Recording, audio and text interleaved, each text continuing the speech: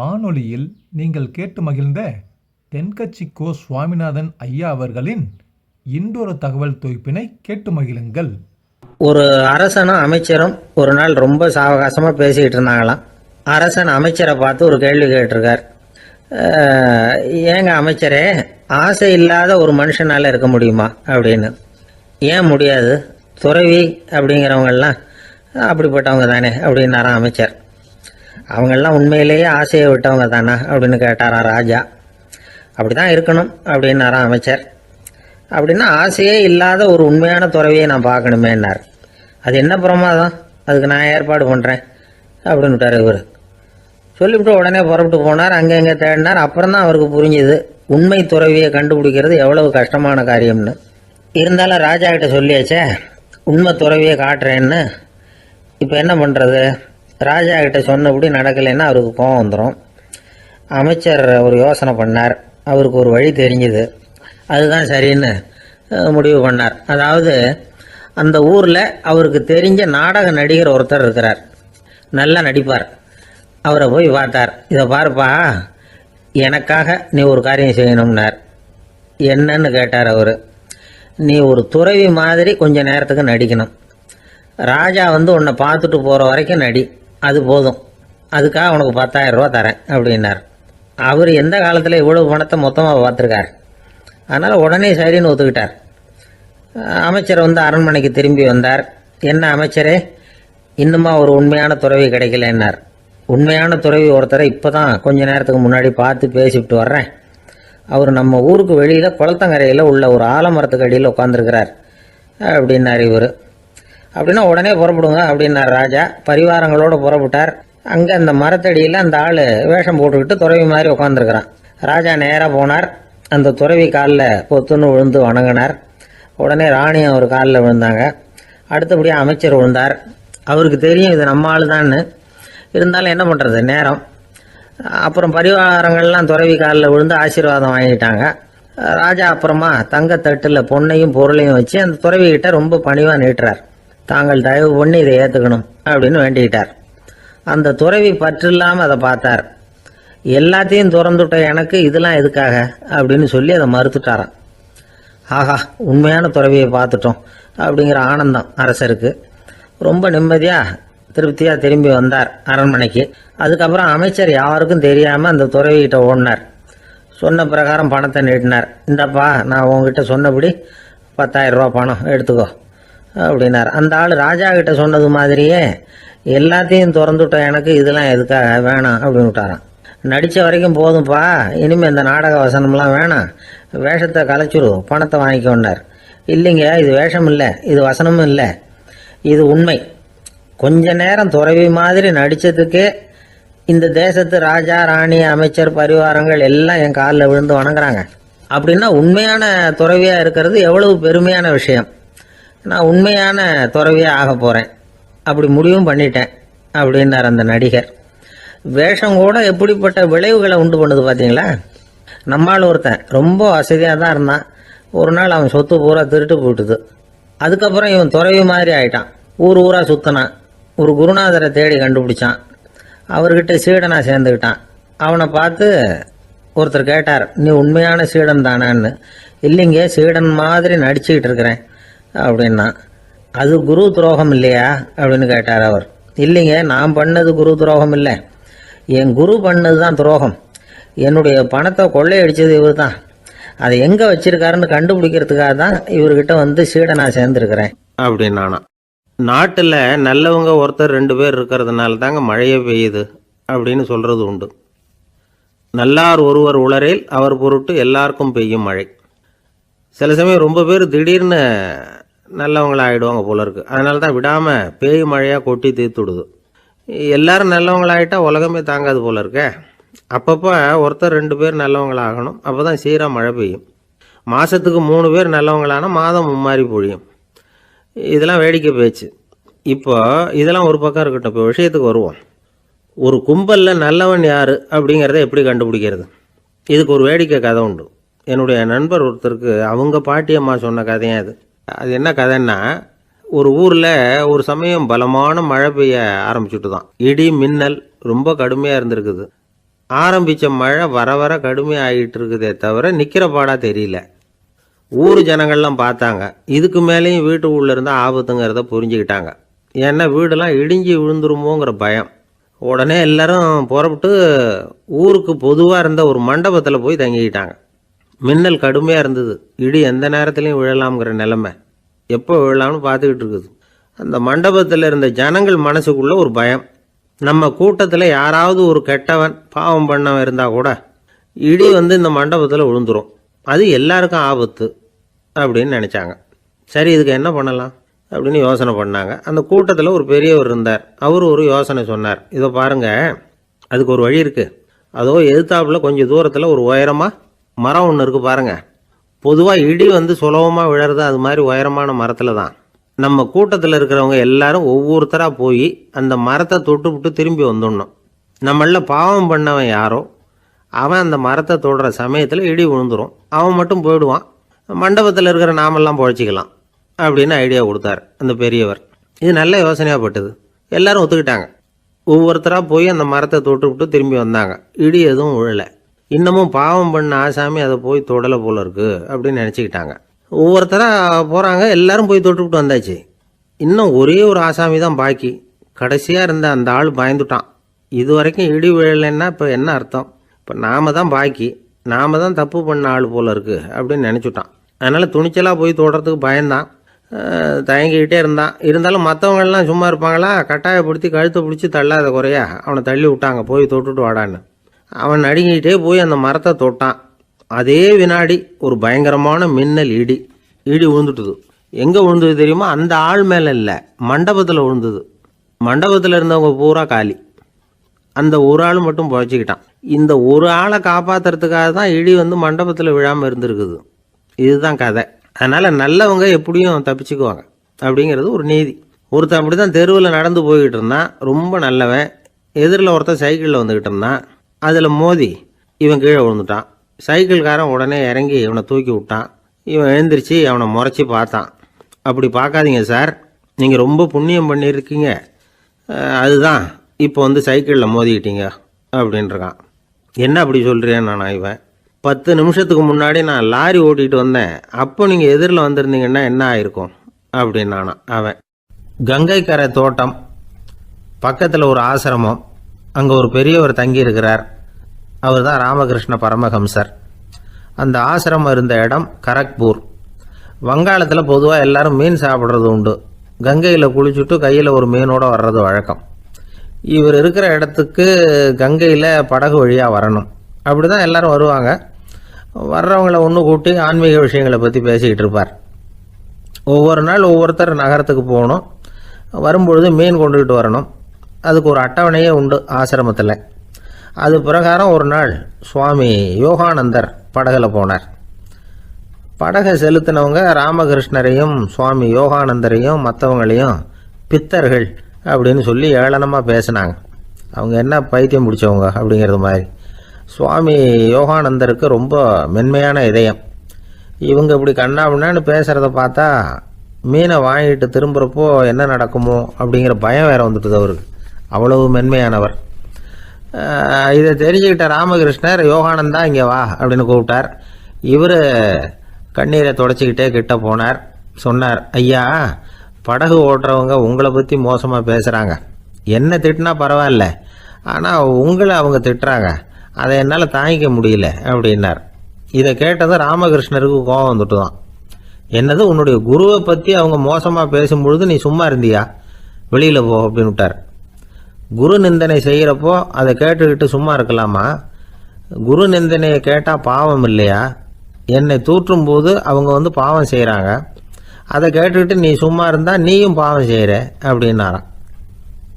அடுத்த நாள் சுவாமி நிரஞ்சனானந்தர் போக வேண்டிய நாள். இவர் படகுல போகும்பொழுதும் அதே மாதிரி நடந்து தான். அவங்க மோசமாக பேச ஆரம்பித்தாங்க, திட்ட ஆரம்பித்தாங்க. அப்படி கேலி பண்ண ஒருத்தனை இவர் என்ன பண்ணார், பலார்னு கன்னத்தில் அரைஞ்சிட்டார். இன்னொருத்தனை கங்கையில் தூக்கி எறியறதுக்கும் தயாராகிட்டார். அதுக்கப்புறம் அவங்க யாரும் வாயை திறக்கலை. மீன் வாங்கிட்டு வர்றப்பவும் படகுல ஒரே அமைதி. அவ்வளவு பயம் அவங்களுக்கு. ராமகிருஷ்ணர் கூப்பிட்டு விசாரித்தார் என்ன நடந்ததுன்னு. இவர் சொன்னார், அவர் யோகானந்தா போகும்பொழுது என்ன நடந்ததோ அப்படியே தான் இப்போவும் நடந்தது. குரு நிந்தனை செய்கிறத கேட்டுக்கிட்டு நான் சும்மா இருப்பேனா, ஒருத்தனை அப்படியே அரைஞ்சுட்டேன், இன்னொருத்தனை ஆற்றுல தூக்கி போட்டுருவேன்னு பயமுறுத்தினேன், அவ்வளவுதான் அப்படின்னாராம். இப்போவும் ராமகிருஷ்ணருக்கு கோபம் வந்துட்டு தான், என்ன இது அணியறது காஷாயம் இருக்கிறது ஆசிரமம், உனக்கு இவ்வளவு கோபம் வந்ததுன்னா அப்புறம் என்னத்துக்கு ஆசிரமத்தில் இருக்கணும், பிரம்மச்சாரி எப்பவும் அமைதியாக இருக்கணும் அப்படின்னு அறிவுரை சொன்னாராம் ராமகிருஷ்ணர். அப்போ இவர் கேட்டாராம், ஏங்க அவருக்கு ஒரு விதமான அறிவுரை சொன்னீங்க, எனக்கு வேற விதமாக அறிவுரை சொல்கிறீங்க, இதில் எது உண்மை அப்படின்னு கேட்டிருக்கார். இதுக்கு ராமகிருஷ்ணர் சொன்ன பதில் என்னென்னா, அட அசடே, சக்கரத்தில் காற்று அதிகமாக இருந்தால் குறைக்கணும், குறைச்சலாக இருந்தால் கூட்டணும். அவன் சாது, அவனுக்கு அதிக உணர்ச்சி தேவை, உனக்கு படபடப்பு அதிகம், உனக்கு பொறுமை தேவை அப்படின்னாராம். இதில் உள்ள கருத்து என்னென்னா, கல்விங்கிறது எப்படின்னா அதை சூழ்நிலைக்கு தகுந்த மாதிரி கற்பிக்கணும், எல்லாருக்கும் ஒரே மாதிரி கற்பிக்கக்கூடாது. கேட்குறவர் தகுதி, புரிஞ்சுக்கிற திறமை, இதை பொறுத்து கல்வி அமையணும். ஆரம்ப காலத்தில் ஒரு குரு, அப்போ ஒரு சீடன் இருந்தான். அது வேடிக்கையான குரு, வேடிக்கையான சீடன். ஒரு ஆசிரமம். ஒரு நாள் ஒருத்தன் அவசரமாக அந்த குருவை தேடி வந்திருக்கிறான். என்ன விஷயம்னு விசாரித்தார் குரு. உங்கள் சீடர் என்னை அடிச்சுட்டார் அப்படின்னு புகார் பண்ணானா அந்த ஆள். குரு சீடனை கூப்பிட்டார். அடிச்சே அந்த ஆளை அப்படின்னு கேட்டாராம். ஆமான் இருக்கான் சீடன். ஏன் அடிச்சே அப்படின்னு கேட்டாராம். இந்த ஆள் உங்களை பற்றி மட்டமாக பேசிவிட்டான், என்னால் அதை தாங்கிக்க முடியல, அதனால தான் அடிச்சுட்டேன்ருக்கான். அப்படி என்ன பேசினா அப்படின்னு கேட்டாராம். உன்னுடைய குருநாதர் இப்போல்லாம் அர்த்தமில்லாமல் பேச ஆரம்பிச்சுட்டார் அப்படின்னு சொல்லிவிட்டான், அதனால தான் அடிச்சுட்டேன் அப்படின்னு நானாம். அதுக்காக அடித்தே அப்படின்னாராம். நான் அதுக்காக அடிக்கலை குருவே, இப்பெல்லாம் நீங்கள் அர்த்தமில்லாமல் பேசுகிறதாக அவன் சொல்கிறான், அப்படின்னா இதுவரைக்கும் நீங்கள் அர்த்தத்தோடு பேசினதாகத்தானே அர்த்தம், அது தப்பு தானே, அதனால தான் அடித்தேன் அப்படின்னு நானாம். ஒரு பெரிய அரசன் இந்த உலகம் பூராவையும் ஆண்டுகிட்டு இருந்தான். ரொம்ப காலம் அப்படி அரசாட்சி பண்ணிகிட்டு இருந்தான். திடீர்னு அவனுக்கும் சில எதிரிகள் முளைச்சாங்க. அவங்கெல்லாம் ஒன்று சேர்ந்து இவனை தோற்கடிச்சுட்டாங்க. தோற்று போனதும் இவனுக்கு பயம் வந்துட்டுது, எங்கே எதிரிகள் நம்ம கொண்டுடுவாங்களோ அப்படின்னு. வெளியில் வந்தால் தனக்கு ஆபத்துன்னு பயந்துக்கிட்டு யாருக்கும் தெரியாமல் ஒரு குகைக்குள்ளே போய் பதுங்கி கிடக்கிறான். நிலைமையை பாருங்கள். முதல் நாள் அரண்மனையில் அதிகாரம் பண்ணிக்கிட்டு இருந்தவன் மறுநாள் குகையில் பயந்து போய் பதுங்கி கிடக்கிறான். ராத்திரி நேரம் வந்தது, பசி வயத்தை கிள்ளுது, பிச்சை எடுத்து சாப்பிட வேண்டிய நிலைமை. பிச்சை எடுக்கிறதுக்கு பாத்திரம் வேணுமே, என்ன பண்ணுறது அப்படின்னு அங்கேயும் இங்கேயும் பார்க்குறான். ஒரு மூலையில் யாரோ விட்டுட்டு போன ஒரு ஓடு கிடக்குது, அதை எடுத்துக்கிட்டு புறப்பட்டான். இருட்டில் வழி புரியல, ஏதோ ஒரு யூகத்தில் காலை மெதுவாக எடுத்து வச்சு நடந்து போயிட்டுருக்கிறான். வழியில் ஒரு கருப்பு நாய் படுத்து கிடந்தது. இருட்டில் அவன் இது கண்ணுக்கு சரியாக தெரியல, அவனுக்கு தவறி போய் காலை வச்சுட்டான் அது மேலே. நாய் சும்மா இருக்குமா, வள்ளுன்னு விழுந்து கடிச்சு விட்டுது. காலை பார்க்குறான், காலத்தையும் நினச்சி பார்க்குறான். அரண்மனையில் வீரக்கழல் அணிந்த காலை உடைய மன்னா அப்படின்னு புகழ்வாங்களே புலவர்கள்லாம், ஆனால் அது இன்றைக்கி நாய் கடித்த காலம் ஆகிட்டுதே அப்படின்னு நினைக்கிறான். அது மட்டும் இல்லை, முன்னாடியெல்லாம் பொற்கிண்ணங்களில் தான் அவன் சாப்பிடுவான், ஆனால் இப்போது உடஞ்சி போன ஓட்டு, அது ஓட்டை கையில் வச்சுக்கிட்டு நிற்கிறான். அதில் யாராவது சாப்பாடு போடுவாங்களான்னு. முன்னாடியெல்லாம் நிறைய பேர் அரண்மனைக்கு வருவாங்க, அரசருக்கு காணிக்கைன்னு சொல்லி இவன் காலடியில் கொண்டாந்து கொட்டுவாங்க. அப்போலாம் இவன் அந்த ஜனங்களுடைய முகத்தை திரும்பி கூட பார்க்கறதில்ல, ரொம்ப கர்வமாக உட்காந்துருப்பான். அதே ஆள் இன்றைக்கி எல்லார் கண்ணுலேயும் படுறது மாதிரி பிச்சை எடுத்துக்கிட்டு இருக்கிறான். அப்போலாம் காணிக்கைகளை தன்னுடைய கையால் வாங்கிறது தனக்கு கௌரவ குறைச்சல்னு நினச்சி தன்னுடைய வேலைக்காரங்களை விட்டு தான் அதை வாங்க சொல்லுவான். இப்போ பார்த்திங்கன்னா அவனே தன் கையாலேயே பிச்சை வாங்குறான். நினச்சி பாருங்கள், அந்த மனுஷன் நாள் அரசன், மறுநாள் பிச்சைக்காரன், எவ்வளோ வித்தியாசம். செல்வம் தான் இப்படி ஒரு வித்தியாசம் ஏற்படுறதுக்கு காரணம். அப்படிப்பட்ட செல்வம் வாழ்க்கையை நடத்துறதுக்கு நமக்கு தேவை தான். ஆனால் அதையே நாம் அடைய வேண்டிய பயனாக நினைக்கிறோம் பாருங்கள், அதுதான் வேடிக்கை. இதை நம்மாழ்வார் அழகாக ஒரு பாசுரத்தில் சொல்கிறார். ஒரு நாயகமாய் ஓட உலகுடன் ஆண்டவர், கருணாய் கவர்ந்த காலர், சிதைகிய பானையர், பெருநாடு காண இம்மையிலே பிச்சைதாம் கொள்வர், திருநாரணன் தாழ் காலம் பெற சிந்தித்து உய்மினோ அப்படிங்கிறார் நம்மாழ்வார். ஒரு பெரிய பணக்காரர் ஒரு துறை வீட்டை போய், சாமி என்கிட்ட நிறைய பணம் இருக்குது, இருந்தாலும் நிம்மதி இல்லை, என்னால் நிம்மதியாக இருக்க முடியல, என்ன காரணம்னு கேட்டாராம். உடனே அந்த துறவி இதுக்கு நேரடியாக பதில் சொல்லாமல் பக்கத்தில் நின்றுக்கிட்டு இருந்த ஒரு குழந்தைய கூப்பிட்டார். அது ஓடியாந்தது. ஒரு ஆப்பிள் பழத்தை எடுத்து அது கையில் கொடுத்தார். அதை வாங்கிக்கிட்டு குழந்தை சிரிச்சுது. இன்னொரு பழத்தை எடுத்து கொடுத்தார். அதை இன்னொரு கையில் வாங்கிட்டு சிரிச்சுது. மூணாவது ஆப்பிள் எடுத்து கொடுத்தார். 2 பழத்தையும் நெஞ்சில் அணைச்சிக்கிட்டு 3ஆவது பழத்தையும் வாங்கிறதுக்கு முயற்சி பண்ணிச்சு. ஆனால் அது உடனே நழுவி கீழே விழுந்து உருண்டு ஓடிச்சு. ஏற்கனவே இருந்ததும் விழுந்துட்டுது. இப்போ அந்த குழந்தை அழ ஆரம்பிச்சுட்டுது. இப்போ அந்த துறவி பணக்காரர்கிட்ட சொன்னாராம், குழந்தைய கவனிச்சியா? 2 ஆப்பிள் போதும்னு அது நினச்சிருந்தா இப்போ அது அழ வேண்டிய அவசியம் வந்திருக்குமா அப்படின்னாராம். எதுவுமே அளவுக்கு மிஞ்சினா துன்பந்தான். இந்த காலத்தில் இதெல்லாம் யார் காதில் வாங்குறாங்க? ஒருத்தனை நல்ல வழிக்கு கொண்டு வரணும்னு நினச்சி அவனை கூப்பிட்டு உட்கார வச்சு இந்த கதையை சொல்லிகிட்டு இருந்தாங்க. சொல்லிவிட்டு அந்த குழந்தை செஞ்சது தப்பு தானே அப்படின்னு கேட்டிருக்கிறாங்க. ஆமாம், தப்பு தான். நானாக இருந்தால் அப்படி செஞ்சுருக்க மாட்டேன் நானா இவன். 2 பழமே போதும்னு சொல்லியிருப்பியா அப்படின்னு கேட்டிருக்காங்க. அப்படி இல்லைங்க, அவர் கொடுக்க ஒவ்வொரு பழமாக வாங்கி பின்னாடி வச்சுட்டு மறுபடியும் கையை நீட்டுவேன் அப்படிங்கிறானா. இவெல்லாம் எந்த காலத்தில் திருந்துறது? ஒரு நாள் காலை நேரம் ஒரு குரு படுக்கையை விட்டு எழுந்திருக்கிறார். உடனே சீடர்களை பார்த்து எல்லாரும் இப்படி வாங்கங்கிறார். எல்லாரும் வர்றாங்க வேகமாக. என்னங்க வேணும் உங்களுக்கு அப்படிங்கிற மாதிரி எல்லாரும் குருவை பார்த்தாங்க பயபக்தியோட. குரு அந்த சீடர்களை பார்த்து, இதை பாருங்கள், இப்போ நான் ஒரு சிக்கலான விவகாரத்தில் மாட்டிக்கிட்டு இருக்கிறேன், அதை நீங்கள் தீர்த்து வச்சா நல்லதுன்னார். சீடர்களுக்கு ஒன்றும் புரியல. என்ன இது இவர் இப்படி சொல்கிறாரு? நமக்குள்ள எல்லா விவகாரங்களையும் தீர்த்து வைக்கிறவர் நம்ம குருநாதர். அவருடைய விவகாரத்தை நாம் தீர்த்து வைக்கிறதா? ஆச்சரியமாக இருக்குதே, குருநாதருக்கே சிக்கலா அப்படின்னு யோசனை பண்ண ஆரம்பித்தாங்க. இருந்தாலும் ரொம்ப பணிவாக கேட்டாங்க, சுவாமி உங்களுக்கே சிக்கலா? இந்த உலகத்து சிக்கல்களுக்கும் சிரமங்களுக்கும் அப்பாற்பட்டவர் அல்லவா தாங்கள்? அப்படிப்பட்ட உங்களுக்கு சிக்கல்னா அது எப்படி அப்படின்னாங்க. எனக்கு ஏற்பட்டிருக்கிற சிக்கல் அவ்வளவு பெருசு, ரொம்ப பெரிய விவகாரம் அது அப்படின்னார் குரு. கொஞ்சம் விவரமாக சொல்லுங்க அப்படின்னாங்க இவங்க. இப்போ அந்த குரு விவரத்தை சொன்னார். அதாவது நேற்று ராத்திரி நான் ஒரு கனவு கண்டேன். அந்த கனவில் நான் ஒரு பட்டாம்பூச்சியாக மாறிட்டேன்.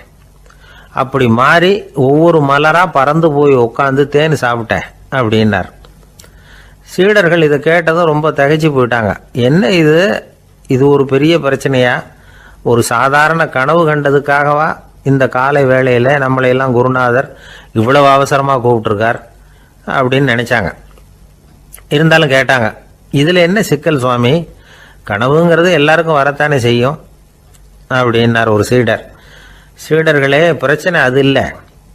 நான் இன்னைக்கு காலையில் கண்ணு முழிச்சு பார்த்தப்போ நான் நானாக மறுபடியும் மாறிட்டேங்கிறத தெரிஞ்சுக்கிட்டேன்.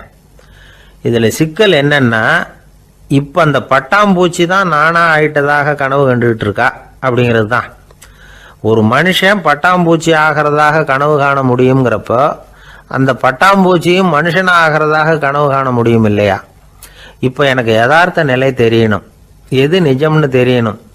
நேற்று ராத்திரி நான் கண்டது கனவா, அல்லது இது பட்டாம்பூச்சி கண்டுகிட்டு இருக்கிற கனவா?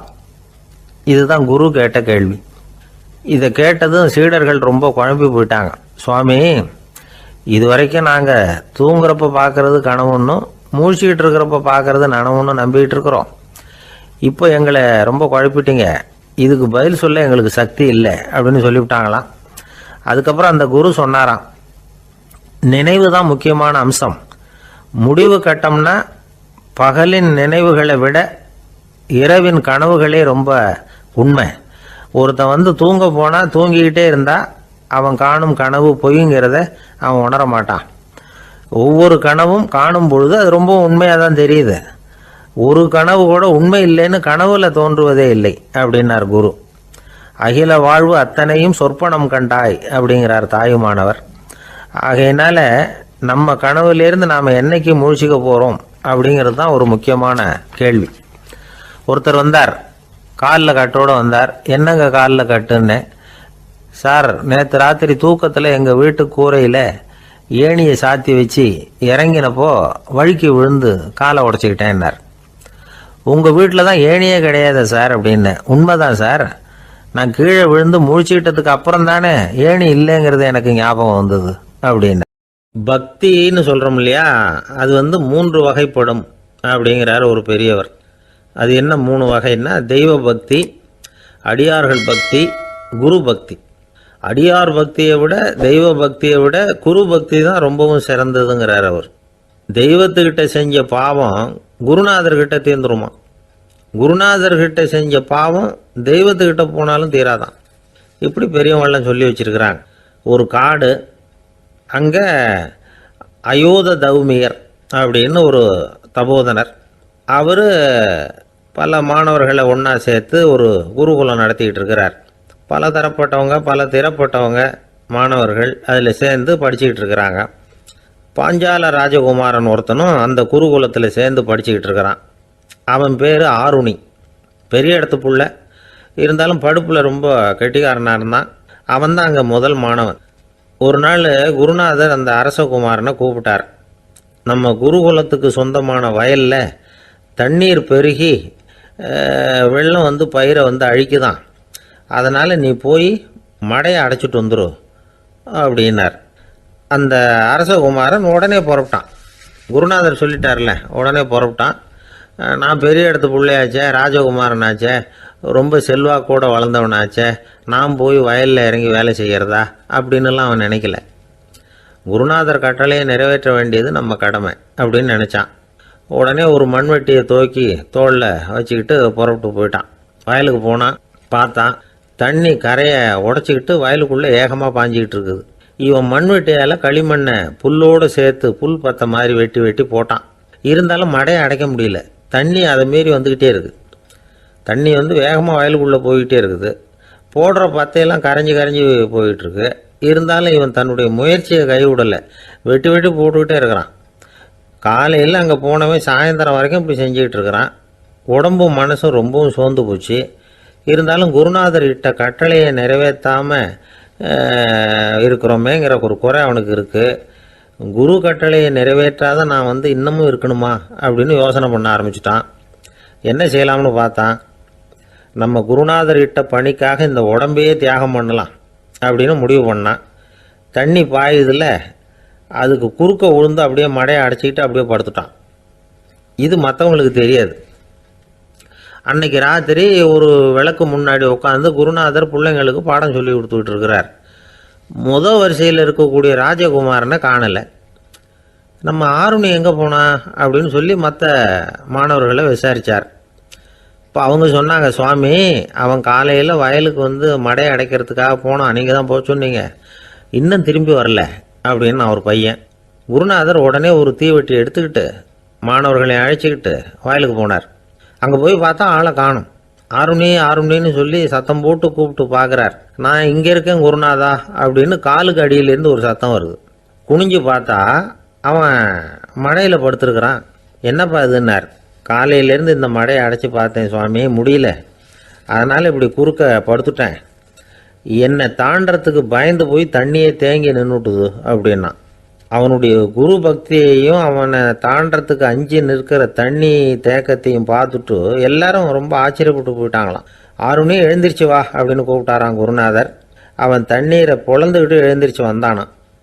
அதனால் அவனுக்கு வந்து உத்தாலகன் அப்படின்னு ஒரு பேர். உத்தாலகன்னா தண்ணீரை பிளந்தவன் அர்த்தம். அந்த உத்தாலகன் மாதிரி இந்த காலத்து மாணவர்களுக்கும் குரு பக்தி வேணும் அப்படின்னு சொன்னோம் ஒரு பள்ளிக்கூடத்தில். உடனே நிறைய மாணவர்கள் எழுந்திரிச்சு நின்னாங்க. சார், நீங்கள் எங்களை வந்து இன்னமும் சரியாக புரிஞ்சுக்கலன்னு நினைக்கிறோம். அன்னைக்காவது ஒருத்தன் அப்படி இருந்தான், இன்னைக்கு ஏகப்பட்ட உத்தாலகர்கள் இருக்கிறோம். எங்கள் வாத்தியார் கட்டளை இட்டா இப்போவே அது மாதிரி வயலுக்கு போய் மடையில் குறுக்கப்படுத்துக்கிறதுக்கு இந்த வகுப்பில் உள்ள அத்தனை பேரும் தயாராக இருக்கிறோம் அப்படின்னாங்க. அப்படியா அப்படின்னு சொல்லி கேட்டோம் ரொம்ப சந்தோஷமாக. ஒருத்தன் ரொம்ப அடக்கமாக எழுந்திரிச்சான். அப்புறம் சொன்னான், ஆமாம் சார், வகுப்பில் வந்து இவர் நடத்துகிற பாடத்தை கேட்டுக்கிட்டு இருக்கிறத விட பேசாமல் போய் மடையில் படுத்துடுறது ஒன்றும் கஷ்டமான காரியமாக இருக்காது, அதனால தான் எல்லாரும் அங்கே போகிறேன்னு சொல்கிறோம் அப்படிங்கிறான். ஒரு பெரிய தத்துவ சிந்தனையாளர் இருந்தார், சுவாங்சு அப்படின்னு பேர். அவருடைய மனைவி ஒரு நாள் திடீர்னு காலமாயிட்டாங்க. ஐயோ பாவம், அவர் ரொம்ப வருத்தப்படுவார், போய் ஆறுதலாக 4 வார்த்தை பேசிவிட்டு வரலாம் அப்படின்னு நினச்சிக்கிட்டு நிறைய பேர் அவரை தேடிட்டு வந்தாங்களாம். வந்தவங்களுக்கு ஆச்சரியம். ஏன்னா இவர் வருத்தப்பட்டுக்கிட்டு இருப்பார், அப்படின்னு தானே எதிர்பார்த்தாங்க. அப்படி இல்லை, தாளம் போட்டுக்கிட்டு உட்காந்துருக்கிறார். தாளத்துக்கு தகுந்த மாதிரி பாட்டு வேற பாடிக்கிட்டு இருக்கிறார். என்ன மனுஷன் அவர், கொஞ்சம் கூட கவலை இல்லாமல் இப்படி இருக்கிறாரு அப்படின்னு நினச்சாங்க. ஒருத்தர் துணிஞ்சு அவர்கிட்ட கேட்டுவிட்டார், என்னங்க இது இப்படி அப்படின்னு. அதுக்கு அவர் என்ன சொன்னார் தெரியுமா? இதை பாருங்க, என்னுடைய மனைவி பிறக்கிறதுக்கு முன்னாடி அவளுக்கு உயிரும் கிடையாது, உடலும் கிடையாது. அதுக்கு பிறகு தான் உயிர் வந்தது, உடல் வந்தது, அந்த உருவம் வந்தது. இப்போ என்ன ஆச்சு? அந்த உருவமும் உயிரும் போயிட்டுது, அவ்வளவுதானே. வந்தது போயிட்டுது. இளவேனில் காலம், இலையுதிர் காலம், பனிக்காலம், இப்படி பருவங்கள் மாறி மாறி வருது இல்லையா? அது மாதிரி பிறப்பும் இறப்பும் மாறி மாறி வருது. இது இயற்கை. இதுக்காக அழுதா அது எப்படி அப்படின்னாராம். ஞான தெளிவு அடைஞ்சவங்களுக்கு எல்லாமே சுகம்தான். திருவள்ளுவரும் அதை தான் சொல்கிறார். உறங்குவது போலும் சாக்காடு, உறங்கி விழிப்பது போலும் பிறப்பு. தூங்கிறதுக்கெல்லாம் நாம் வருத்தப்பட்டுக்கிட்ட இருக்கிறோமா? இன்றைக்கி தூங்க வேண்டியிருக்குதே, இன்னும் கொஞ்சம் நேரத்தில் நான் தூங்க வேண்டியிருக்கு அப்படின்னு சொல்லி யாராவது அழுதுகிட்டு இருப்பாங்களா? அதனால் இந்த உலக வாழ்க்கையினுடைய இயல்பை யதார்த்தத்தை நாம் தெளிவாக புரிஞ்சுக்கணும். அப்படி புரிஞ்சுக்கிட்டால் நாம் கவலை இல்லாமல் வாழ முடியும். ஒரு வயசான தாத்தா பாட்டி 60 வருஷத்துக்கு முன்னாடி அவங்களுக்கு கல்யாணம் ஆச்சு. ஒன்றாவே வாழ்ந்தாங்க, ஒன்றாவே இறந்து போனாங்க. இப்போ அவங்க 2 பேரும் சொர்க்கத்துக்கு போய் சேர்ந்தாங்க. அங்கே எல்லா வசதியும் இருந்தது. ஒரு பெரிய பங்களாவே இவங்களுக்கு ஒதுக்கி கொடுத்தாங்களாம். இதுக்கு எவ்வளவு வாடகைன்னு கேட்டார் தாத்தா. வாடகையெல்லாம் கிடையாது, இலவசம் அப்படின்னார் அங்கே இருந்தவர். அந்த வீட்டுக்கு பின்னாடி ஒரு பெரிய புல்வெளி இருந்தது. இதில் விளையாட ஏதாவது கட்டணம் உண்டான்னு கேட்டிருக்கார் தாத்தா. அதெல்லாம் ஒன்றும் கிடையாது, பணம்லாம் கட்ட வேண்டியதில்லை அப்படின்னார் அவர். பக்கத்தில் ஹோட்டல் மாதிரி ஒரு பெரிய கட்டடம், உள்ள சாப்பாட்டு மேஜைகள், அது மேலே விதவிதமான பலகாரங்கள். சாப்பாட்டுக்கெல்லாம் எவ்வளவு அப்படின்னு விசாரிச்சாராம் தாத்தா. அதுதான் சொன்னேனே, இங்கே எல்லாமே இலவசம்தான், எது வேணும்னாலும் சாப்பிட்லாம், எவ்வளவு வேணும்னாலும் சாப்பிட்லாம் அப்படின்னாரா. நீங்கள் சொல்கிறீங்க அப்படி, ஆனால் நான் சர்க்கரை சேர்த்துக்கக்கூடாது, உப்பு சேர்த்துக்கக்கூடாது, பாட்டி கையால் எப்பவும் பத்திய சாப்பாடு தான் அப்படின்னாராம் தாத்தா. இதை பாருங்கள், இங்கே உங்களுக்கு அந்த கவலையும் வேண்டியதில்லை. இங்கே நீங்கள் ஸ்வீட்டு சாப்பிட்லாம், காரம் சாப்பிட்லாம், உங்களுக்கு எந்த நோயும் வராது அப்படின்னாராம் அங்கே சொர்க்கத்தில் இருந்தவர். இதை கேட்ட உடனே அந்த தாத்தா பக்கத்தில் நின்ன பாட்டியை பார்த்து கத்தினாராம், அடி பாவி, எல்லாத்தையும் கெடுத்துட்டியே, நீ எனக்கு பத்திய சாப்பாடு போடாமல் கண்டதை திங்க விட்டுருந்தா 10 வருஷத்துக்கு முன்னாடியே நான் இங்கே சேர்ந்துருப்பேனே அப்படின்னாராம். ஒரு ஊரில் ஒரு இளைஞன் இருந்தான். ஒரு நாள் அவன் ஒரு குருவை தேடிக்கிட்டு புறப்பட்டான். ஊரை விட்டு வெளியில் போனான். போகிற வழியில் ஒரு காடு. அந்த காட்டில் ஒரு மரத்தடியில் ஒரு பெரியவர் உட்காந்துருக்கிறார். அமைதியாக மௌனமாக அவர் அமர்ந்திருக்கிறார். இந்த பெரியவரை விசாரிக்கலாம், குருவை தேடி கண்டுபிடிக்கிறதுக்கு இவர் ஏதாவது ஒரு வழி சொல்லி கொடுப்பார் அப்படின்னு நினச்சிக்கிட்டு அவரை நெருங்கினான். ஐயா, எனக்கு ஒரு குரு தேவை, எங்கே கிடைப்பார்? அவரை எப்படி அடையாளம் கண்டுபிடிக்கிறது? அதை பற்றி ஏதாவது விவரம் சொன்னீங்கன்னா நான் கண்டுபிடிச்சிக்குவேன் அப்படின்ட்டுருக்கான். பெரியவர் நிமிர்ந்து பார்த்தார். தம்பி, அது ரொம்ப சுலபம். அவர் வயசானவராக இருப்பார், என்னை விட சுமார் 30 வயசு அதிகமாக இருக்கும். அவர் ஒரு மரத்தடியில் தான் உட்காந்துருப்பார் அப்படின்ட்டுருக்கான். சரிங்க பெரியவரே, அது என்ன மாதிரியான மரம், எப்படி இருக்கும் அப்படின்னு கேட்டிருக்கான். பெரியவர் அந்த விவரங்களையும் சொல்லியிருக்கிறாரு. அது மட்டும் இல்லை, சந்திக்கிற நாள், நேரம், வினாடி முதற்கொண்டு எல்லா விவரங்களையும் துல்லியமாக சொன்னாராம். இவ்வளவு விவரங்களை இவரால் எப்படி சொல்ல முடியுது அப்படின்னு இவனுக்கு ஆச்சரியம். இருந்தாலும் அந்த பெரியவர் கடைசியாக ஒரு விவரம் சொன்னார். அது என்ன தெரியுமா? எப்படியும் நீ அவரை சந்திக்கிறதுக்கு ஒரு 30 வருஷம் ஆகும் அப்படின்னு சொல்லிவிட்டாராம். ரொம்ப நன்றிங்க பெரியவரே அப்படின்னு சொல்லிவிட்டு அந்த இளைஞன் புறப்பட்டுருக்கான். இப்போ அவனுக்கு குரு பற்றின விவரம் எல்லாம் கிடைச்சிட்டுது, சந்திக்கிற நேரமும் தெரிஞ்சுட்டுது. ஆனால் 30 வருஷம் அவரை தேடி அலைய வேண்டியிருக்குமே. அவன் தேட ஆரம்பித்தான். காடு மலை எல்லாம் சுற்றி அலைஞ்சான். பல வருஷங்கள் தேடினான், அழுத்து போயிட்டான். கடைசியில் அவனுக்கும் வயசாகிட்டுது. கடைசியில் தன்னுடைய சொந்த ஊருக்கே திரும்பி போய்கிட்டு இருந்தான். அங்கே ஒரு மரத்தடியில் அவன் தேடிக்கிட்டு இருந்த குருநாதர் கிடைச்சார். யார் அவருன்னா, 30 வருஷத்துக்கு முன்னாடி வழி சொல்லி கொடுத்தாருல அதே பெரியவர். அவருக்கு இப்போ 30 வயசு அதிகமாக இருந்தது. அதே மரம், அன்னைக்கு பெரியவர் சொன்ன அடையாளம் இப்போ பொருத்தமாக இருந்தது. இப்போ அந்த பெரியவர் சொன்னார், சரியாக சேர்ந்துட்டேன், வா, உனக்காக தான் நான் இவ்வளவு காலமும் காத்துக்கிட்டு இருந்தேன் அப்படின்னாரான். என்ன சொல்கிறீங்கன்றிருக்கான். 30 வருஷத்துக்கு முன்னாடி என்கிட்ட வந்தியே, அப்போவே என் காலம் முடிஞ்சு போயிருந்தது. அப்போவே என்ன உனக்கு அடையாளம் தெரியல, அதனால் இவ்வளவு காலம் உனக்காக காத்துட்ருக்கும்படி ஆகிட்டுது அப்படின்னாராம். ஐயா, அப்போவே நீங்கள் சொல்லியிருக்கலாமே, இதுதான் 30 வருஷம் கழித்து நீ சந்திக்க போகிற இடம், நான் தான் உன்னுடைய குரு அப்படின்னு சொல்லியிருக்கலாமே அப்படின்ட்டுருக்கான். அந்த பெரியவர் சிரிச்சுக்கிட்டே இதுக்கு பதில் சொன்னாராம். நான் எவ்வளவோ விவரமாக தான் சொன்னேன், நீ சரியாக புரிஞ்சிக்கல. காரணம், அப்போ நீ போதுமான அளவுக்கு பக்குவம் பெற்றிருக்கவில்லை. அதனால் புரியும் சக்தி இல்லாமல் போயிட்டுதப்போ 30 ஆண்டு காலம் நீ அலைஞ்சு தெரிஞ்சிருக்கிற. அது காரணமாக இப்போ உனக்கு அந்த பக்குவம் வந்துட்டுது. அதனால தான் அடையாளம் காண முடிஞ்சது. நானே உன்னுடைய குரு அப்படின்னாராம். இதுலேருந்து என்ன தெரியுதுன்னா, ஆன்மீகத்தில் மாணவனாக சேர்றதுக்கு கூட ஒரு பக்குவத்தன்மை தேவைப்படுது. ஒரு பெரிய ஞானி, அவர்கிட்ட சீடனாக இருக்க ஒருத்தன் வந்தான், எதிரில் நின்னா. ஞானி அவனை வெகு நேரம் உற்று பார்த்தார். அப்புறம் சொன்னார், சீடனாக இருக்கிறது ரொம்ப சிரமம்னார். நான் தயாராக இருக்கிறேன்னா. அது இன்னமும் சிரமமாச்சே, இங்கே குருவாக இருக்கிறது மட்டுமே சுலபம் அப்படின்னாராம். அப்படின்னா நான் குருவாகவே ஆயிடுறேன் அப்படின்னானா. இது போலவே இந்த காலத்தில் கதை ஒன்று உண்டு. ஒரு பள்ளிக்கூடத்தில் வகுப்பு ஆசிரியர் மாணவனை திட்டிக்கிட்டு இருந்தார். டேய், நீ 100க்கு 10 மார்க்கு தான் வாங்கிக்கிட்டு இருக்க. இவ்வளவு மோசமாக நீ படித்தா கடைசியில் மாடு மேய்க்கிறது கூட லாய்க்கு இல்லாதவனா ஆகிடுவேன். அதுக்கப்புறம் என்ன செய்ய போகிறேன் அப்படின்னாராம். பையன் தலையை சொரிஞ்சிக்கிட்டே சொன்னானா, சார் அப்படின்னா ஒன்று செய்கிறேன் அப்படின்னானா. இவர் கேட்டிருக்கார், என்ன செய்ய போகிறேன்னு. வேறு என்ன சார், உங்களை மாதிரி ஒரு ஆசிரியர் ஆகிடுறேன் அப்படின்னானா.